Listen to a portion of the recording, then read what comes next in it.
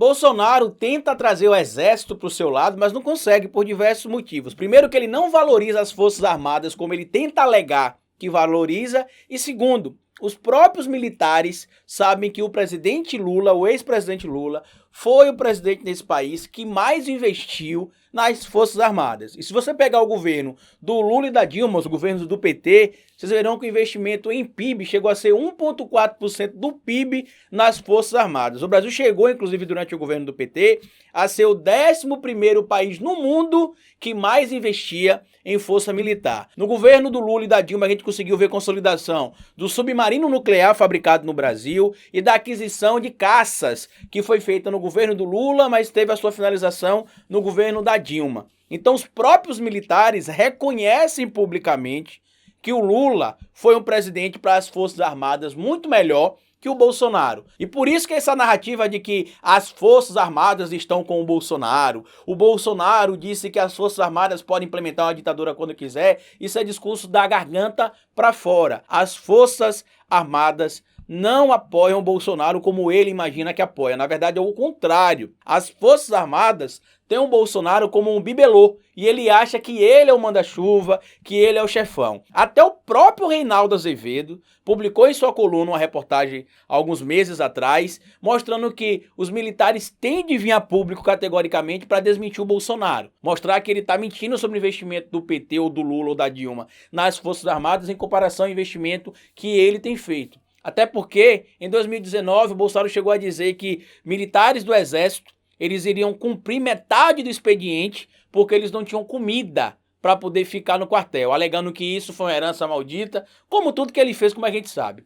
E bora falar sobre isso aqui para desconstruir esse mito criado pelo Bolsonaro. Bora pro vídeo.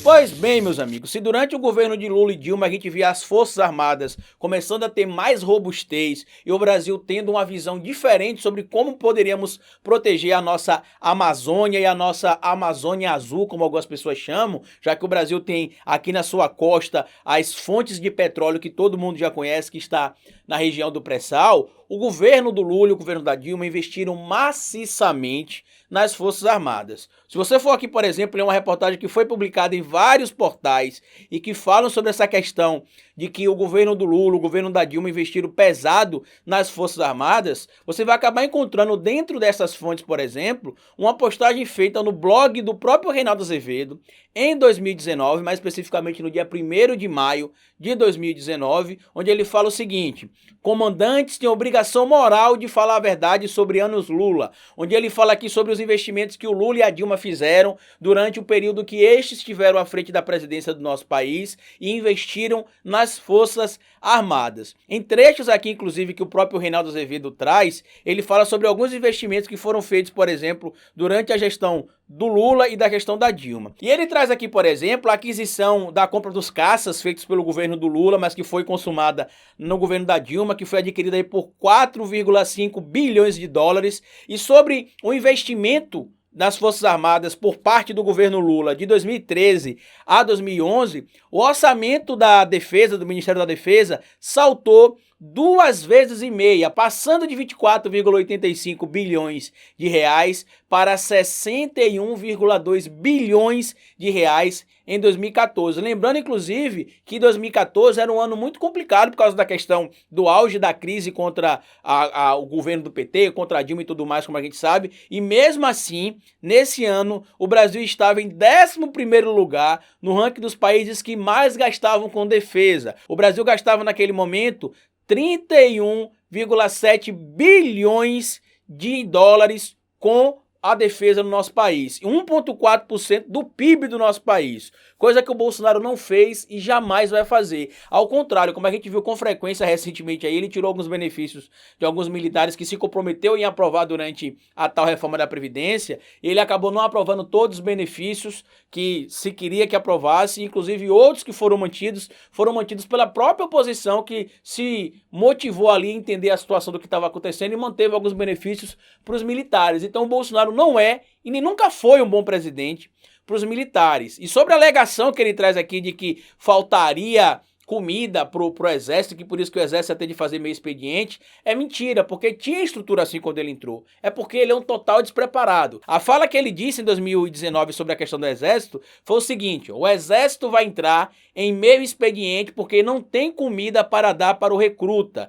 que é o filho de pobre. A situação que nós encontramos é grave. Não há maldade da minha parte, não tem dinheiro, só isso, mais nada, afirmou o Bolsonaro em uma cerimônia, inclusive, que ele participou no Palácio do Planalto no Dia Internacional da Juventude de 2019. O que é lamentável ver isso aqui é que tem militar que acredita que o Bolsonaro realmente está sem dinheiro. Os generais, os indivíduos que são militares e que são de alta patente sabem que é tudo conversa da boca para fora, sabe que é só papo de goela. Quem entende a realidade das Forças Armadas do Brasil sabe que quando o Lula pegou junto com a Dilma as Forças Armadas, o governo do PT, melhor dizendo, não sentia esse investimento que a gente teve durante os anos do Lula e também os anos do governo da Dilma. E o Bolsonaro, na entrevista polêmica que ele deu dizendo que são as Forças Armadas quem decide quando é que se tem democracia e quando é que se tem ditadura militar, ele cita em um trecho da fala dele o que é que aconteceria com o Brasil se o Haddad fosse o presidente. A alegação do presidente Jair Messias Bolsonaro. E aí ele fala o seguinte: ó, se o Haddad fosse eleito presidente no meu lugar, isso questionou o Bolsonaro, as Forças Armadas nesse caso como é que estariam?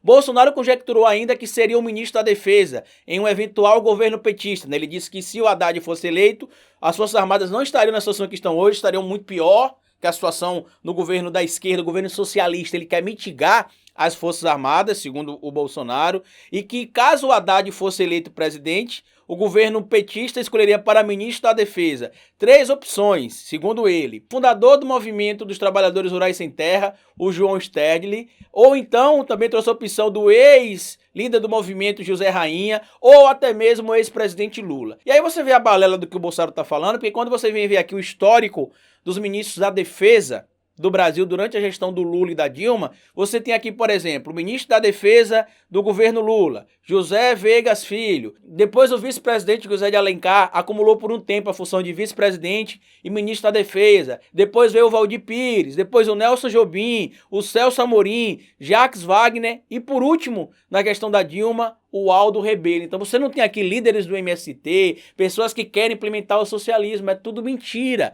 Só que sabe qual que é o problema? As pessoas que fazem parte da esquerda, às vezes não têm paciência de fazer esse trabalho que a gente faz aqui. Mostrar para o público que o Bolsonaro fala, né, para o público que apoia o Bolsonaro e que ele faz todo dia o showzinho dele, que as coisas que ele fala é mentira. Basta você pegar aqui o documento e mostrar. Por isso que o nosso trabalho é tão importante, por isso que eu sempre deixo fixado aqui no primeiro comentário fixo todas as fontes, porque não adianta desdenhar de bolsonarista, não adianta chamar eles todos de bolsominions cegos, porque nem todos são cegos pelo Bolsonaro. Existe um pequeno grupo que sim é cego pelo Bolsonaro, mas existe um grupo que não é cego pelo Bolsonaro, que basicamente votou porque acreditou naquela ideia de que vai combater a corrupção, vai ser assim, vai ser assado, e que na prática foi diferente. Ele, inclusive, já mudou de opinião, já mudou de visão, e a gente está vendo categoricamente o apoio do Bolsonaro diminuir, e como mostra inclusive algumas pesquisas desde o ano passado, o apoio aos militares também começou a diminuir. Então o que a gente precisa fazer é ter paciência de fazer esse trabalho de elucidação das mentiras.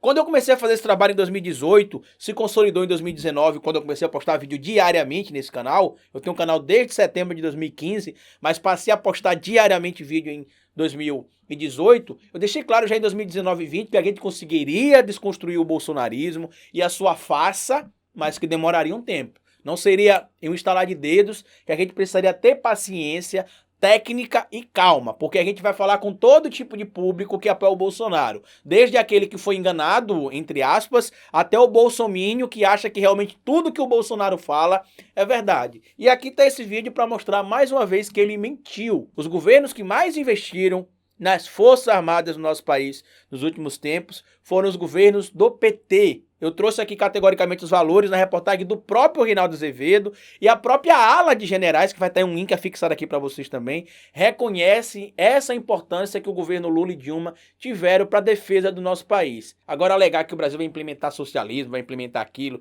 vai implementar não sei o que, isso é conversa para boi dormir e conversa que o Bolsonaro coloca apenas na cabeça dos seus mais fanáticos apoiadores. Eu queria pedir a vocês que fosse aqui no primeiro comentário fixo, acessasse as fontes que eu utilizei para fazer o vídeo, o nosso livro falando de de política sem politiquês e o Bora Votar. Esse Bora Votar tá incrível, eu escrevi recentemente com o Salvini Cotter. Também tá aqui fixado com o meu comentário fixo. Quem quiser comprar, tem versão física, versão digital. É uma maneira importante de vocês entenderem por que precisamos votar e que somente com o voto a gente vai mudar a situação do nosso país. E se quiser colaborar de outra maneira com o nosso trabalho, você pode colaborar indo aqui embaixo no botão de Seja Membro, indo na descrição do vídeo ou colaborando com a nossa loja virtual, que é essa aqui, ó, lojadohistoriador.com. Para quem pediu o Pix do canal, o Pix é esse aqui, ó, carlitosneto@gmail.com. Também é uma alternativa que vocês podem encontrar para ajudar o nosso trabalho.